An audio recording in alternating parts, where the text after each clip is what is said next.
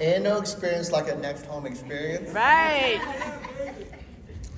Well, I took most of our time, so it's been a pleasure to have you. Good to see you. Great to see you. Welcome to I have no idea what I'm talking about, so this is cool. He can keep talking. No, I don't like scripting. I think that sometimes when you script it, it puts you in a position to where you're forced down a path of talking about something that doesn't really matter. Because this is for them, not for us. You already know what you want to say when I ask it to you. So let's start with starting off NextHome itself. You, as a broker, let's start. Give me the quick Cliff's Notes version of real estate, going out on your own, and then affiliate with NextHome. Can you do that in a minute? Oh, absolutely. So I'm a 15-second guy because you lose people, right? What? 15-second guy. That's it. Because you lose people. You didn't get it.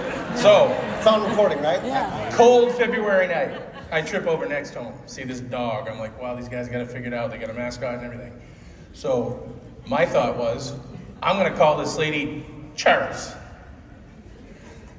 And now it's 2 a.m. in Maine. She's in California. So I took a ride in the morning, sat by the river till it was 7 o'clock their time, and called her and said, look, I'm interested in NextHome. Charis says, where are you from? I said, Maine. She goes, Maine? I said, yeah, Maine. So we just started this dialogue, and the rest ensued, and I gotta tell you, it's the best decision I've ever made. So if there's anybody out here that's thinking of coming to NextHome, just go see Charis right now. You don't have to listen to me. Just go sign the damn thing. So talk to me about your brokerage, because you went from I don't have one officially to now the number one in your market by a lot. Yeah, thankfully they've done. This group right here is phenomenal, I'll tell you that. And this is just a portion of our group. I'd love to have all 100 and whatever. What do we got? 130 agents now? What you asking me for? It's your I don't know. This is your show. It's my show. He's not wrong about that. Hey, Evan, you remember that time you came to Maine and slipped on the ice? You fell. We're talking for another 13 seconds, so I forget it. That was fun. This is the comedy show. So, we started what I affectionately call the Dirty Dozen from the then number one company in Bangor and the front office staff. And we were very selective in who we took. And I think that that's a big thing. If any broker owners want to talk about building culture, I think that the beginning foundation, if you will, is probably the most important thing. And what I did was I grabbed the 12 best people that I could. It wasn't necessarily about numbers, although at the time I had Lisa Karen, who's absolutely slaying it and still is. And then you add the other agents, and it's just become a wonderful, wonderful experience overall. I like how you embedded the name of your company into that. It's kind of smart. It's like Hanging around him. find their next home. Yeah. So with that said, let's talk a little bit about how you built it, because we have not only broker owners, but we have other agents here too. And I know that I worked at a company prior to this that was scared of abundance. I mean, it had a scarcity mindset, didn't really think of abundance.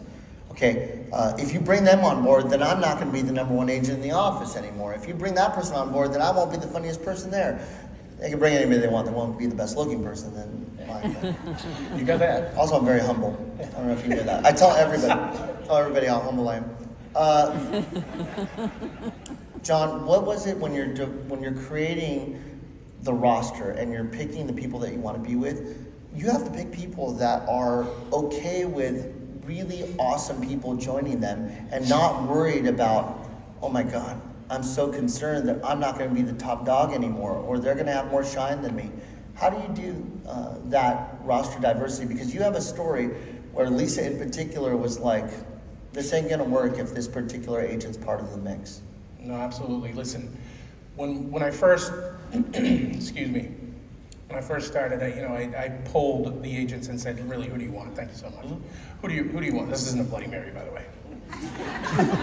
That was my request. We're going to go to the edge of the stage and pound them together, right? Anyway, so... You will. In keeping with good faith and keeping the agent happy, which is the most important thing in my business, poll them, ask them. I still, to this day, ask my agents to help me recruit. They recruit based on the people that they like, because they're the ones in the trenches doing the job. I'm just on the chain over here waiting to get let off to put out fires. okay? They're the ones that are crushing it. They crush it.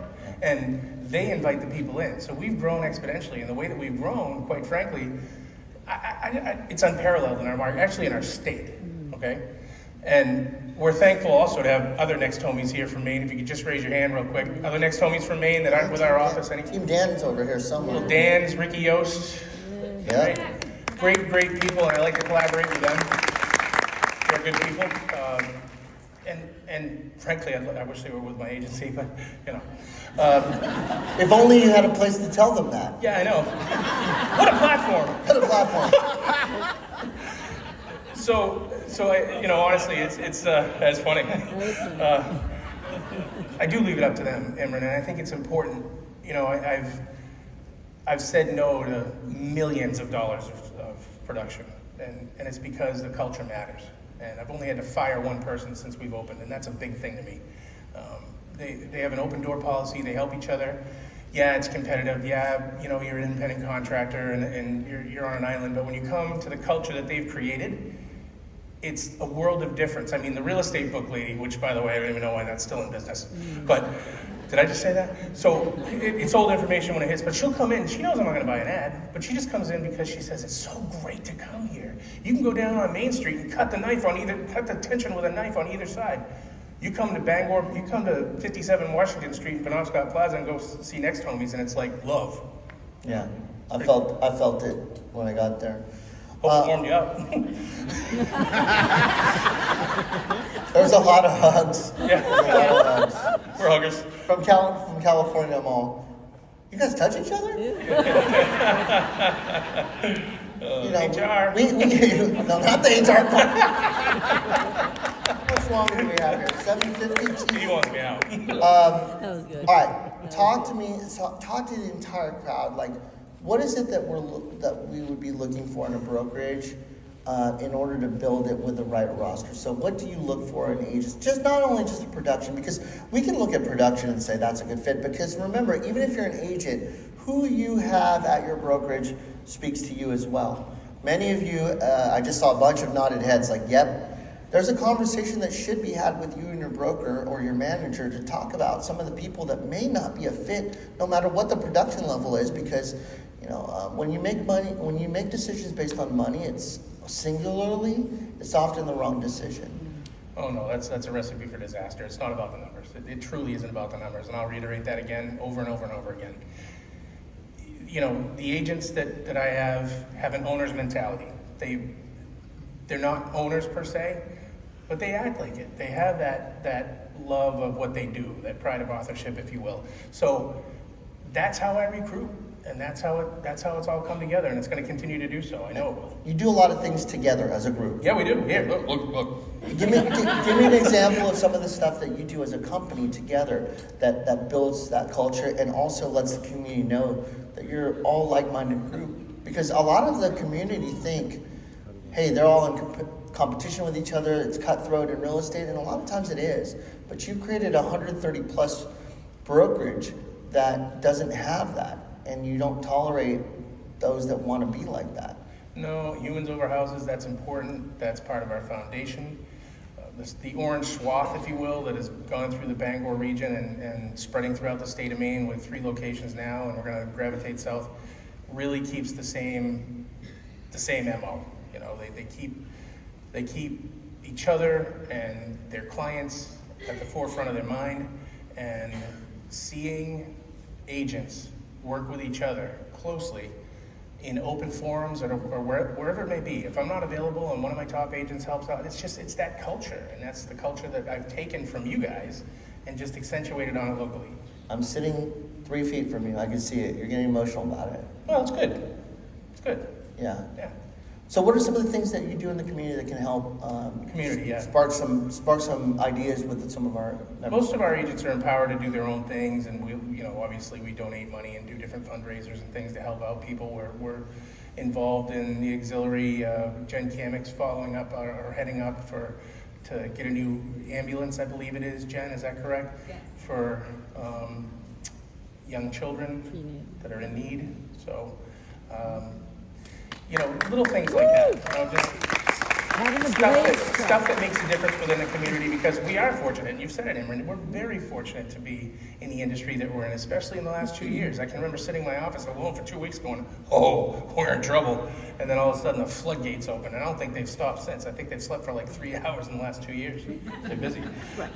Well, how are you going to be number one in your market if they don't? I don't know, but we're number 2 here, and I'm not really liking that too much. David, you here? Is David here? Call him out. I know Vadim's not. Where's David at? There he is. Is that David out there? Okay, there you are. He put his arms out. Great chat with him the other night. That was a pleasure. Thank you, David. Who happens to be named NextHome Experience. Yeah, but just so you know, though, we are the NextHome Experience. Let's see what David says on awards night. That's okay. You wait a year.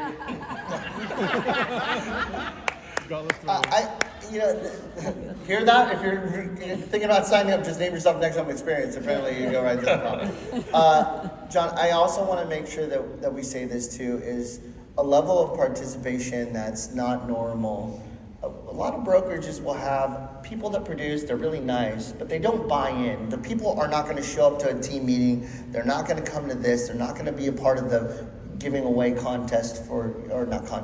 away thing that's in the community. How do you rally your team to get them to say yes to things that maybe typically in real estate is a no, or I don't have time for? No. It's not like that. Well, I appreciate you calling it me rallying, but that's not what it is. It's the culture that they've created and that they continue to grow, and they believe.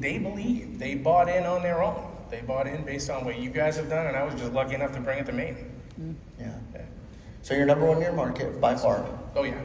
What's I don't know. I think 60 million or something like that. more than the next? Yeah. By the way, when I left that firm that was number 1, I said, "Give me 5 years." How long's it been? 5.5 years. And